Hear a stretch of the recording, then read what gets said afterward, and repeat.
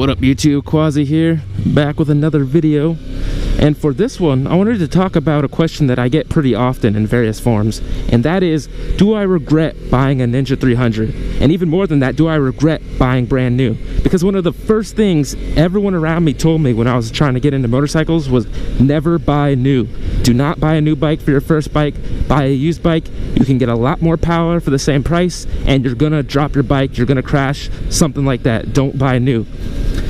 But I went and bought new anyways. This is a brand new 2014, whoa, this road is bumpy, Kawasaki Ninja 300. And the short answer is no, I do not regret buying new. And there's a couple reasons for that. One, I'm not mechanically inclined at all. I have no idea where I am. And I wanted a guarantee that the bike I rode, I wouldn't have to worry about anything mechanical. That I would just be able to get on it and worry about riding and learning to ride. I didn't want any distractions, and honestly I probably didn't have the time to really fiddle with all the mechanical type stuff. I mean, that's an excuse. I could have made time, but I'm lazy. And I don't mind doing the simple stuff.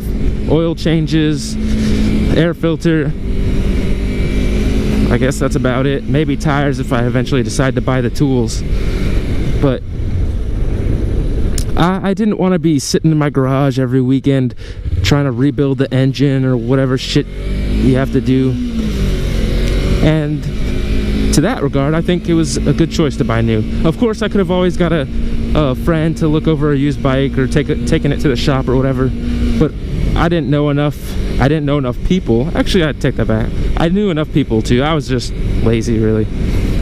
So that's not a good excuse for most people. Most people, I actually probably would say buy used, but I had the disposable income. I did get a loan on the bike mainly because I wanted to build credit, but I didn't like making payments, so I paid it off in like 6 months or less or something like that.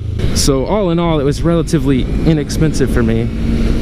And that's another reason I started with the 300. It's not that huge of an investment when you're financially stable and you have an emergency fund and all the basics and all that good stuff. It was my first real big purchase. Oh, there's a park over here. The other reason I went with the 300 is because I wanted a 300, specifically because I knew if I went bigger, I would get out of hand. Y'all, I seem pretty chill, pretty mellow, but back in high school, I was fucking crazy, y'all. Like, I was doing dumb shit all the time. And I know, I see it now. Like, I'm doing 0 to 60 from every stoplight. Not really. Sometimes I'll filter and split, but I do it safely and all that. But still, if I had a bigger bike, a 600 or 1,000, I don't know where I'd be. And y'all have seen the video. I've wiped out once. And I've had some close calls that on a bigger bike, I probably wouldn't have made it. So I think a 300 was a good choice for me. And yes, within probably about 3 months, like everyone told me, I felt like I'd outgrown it. But I have plenty of learning to do. There's so much I still need to learn about cornering, about braking, about not coasting through turns, bad habit I do, about looking through turns, all the basic mechanics. I always have room for improvement. And I still need to take this to the track. My excuse is I'm trying to get a house, save up for a house, which I am.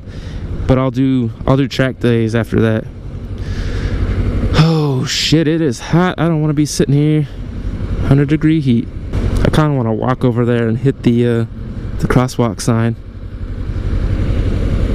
There's actually a trick on old stoplights. I think they disabled it on newer ones, but if you hit a pattern of SOS, 3 short dots, 3 long dots, 3 short dots in Morse code, it will trigger the light and let you pass. They used to do that so people could cross by intersections or whatever for emergency purposes, but I don't think newer lights do that anymore. It's worth trying though. But yeah, so that's the other reason I went with the 300, because I needed to start small, I needed to start cheap. I didn't want any issues with my bike.